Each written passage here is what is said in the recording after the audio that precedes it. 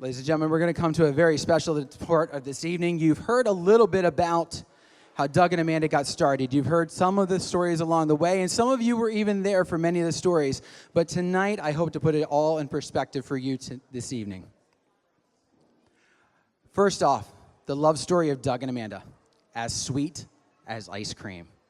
And the crowd all said, "Aw." The Doug and Amanda story begins with Amanda building a new house and needing the services of one very special lawn boy. She had a goal of building a house for herself and her daughter. With that, she needed some help with the landscaping. I got her contact information from her daughter's softball coach. And from that, our connection was made. However, Amanda noticed something quite different about the way Doug spoke to her that very first evening. The first time I met him, it was like going towards dusk. So we're out front in the driveway, and he kept his sunglasses on the entire time. I was like, he likes me. Who knew wearing sunglasses was a sign of affection? So Amanda hires Doug, but she was smart. She didn't want things to be awkward between them if something went wrong. So Amanda waited until after Doug was finished before she expressed how she felt. Now, she could have done anything. She could have waited for Doug to reach out to her. She could have continued to beg the softball coach, Kevin, and his wife until they finally set Amanda and Doug up. But no, Amanda was going to take matters into her own hands.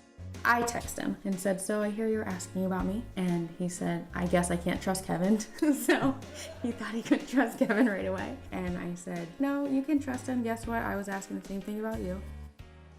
And as they try to move things forward, Doug has the idea for the perfect date. He took me to this property that the grass was growing because he wanted to prove to me that the grass grows because the grass was not growing here. Proving that this relationship is in fact meant to be, Amanda agreed on the condition that they get ice cream after.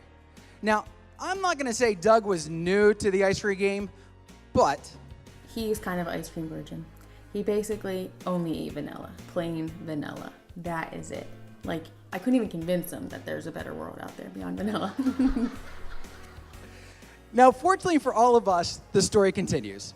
The next day, we get their first real date.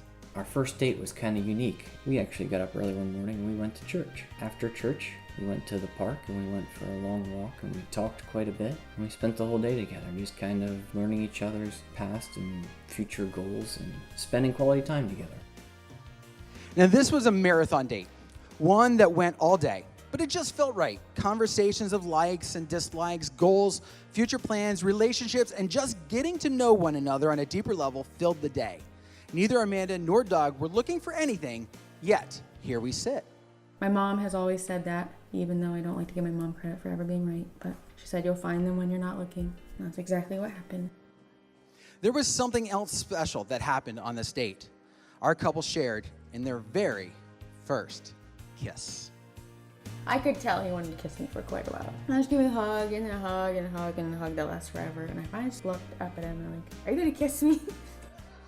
And he did! Now, despite how perfect this first date was for Amanda and Doug, it still took a couple of days for it to become official. Well, he technically asked me on the phone. I was like, "Are you trying to ask me to be your girlfriend?" I think he was even shy on the phone. This relationship grew with late night phone conversations, taking the time to really get to know each other. But as with anything else, there comes a point where you realize you can't take it for granted, that you have to take a moment and push through the trying times. I had a really bad car accident right in front of my work. I rolled my car. It was just that wake-up call. Oh my God, we could have just lost each other. It ended up bringing us even closer because when you feel like you're going to lose the person that you're more in love with than you ever, it's like, oh wait, I guess I love this person more than I even thought I loved this person. While we're on the topic of love, as our couple got closer and closer together, someone had to take the first step and actually say, "I love you." I can say I expressed to Amanda that I was falling in love with her for her golden personality and all the key things in life. And I think then she came back and said it. Really, Doug? Somehow, I think Amanda saw it differently. No. You said it first. You did. It definitely blew me away. I was really shocked. But yes, I did return saying I love you too. What grew from there was this perfect relationship full of fun dates, including concerts like Daughtry and Gavin DeGraw, as well as amusement park trips, often in the rain. But one of their favorite dates involved a trip to the beach, where they walked and talked, and then... And we hugged for probably 15 minutes and just confided in each other how much we love and appreciate one another. We really felt bonded. This is real. This is our future, what we both want. This story wouldn't be where it was today had discussions of wedding plans and sharing a life together never taken place. Fortunately for all of us, it did. Doug took some time, but he finally bought a ring and little by little looked for a way to ask Amanda to marry him. February 17th of this past year, we were in Pittsburgh at the Gardens, Fifth considered.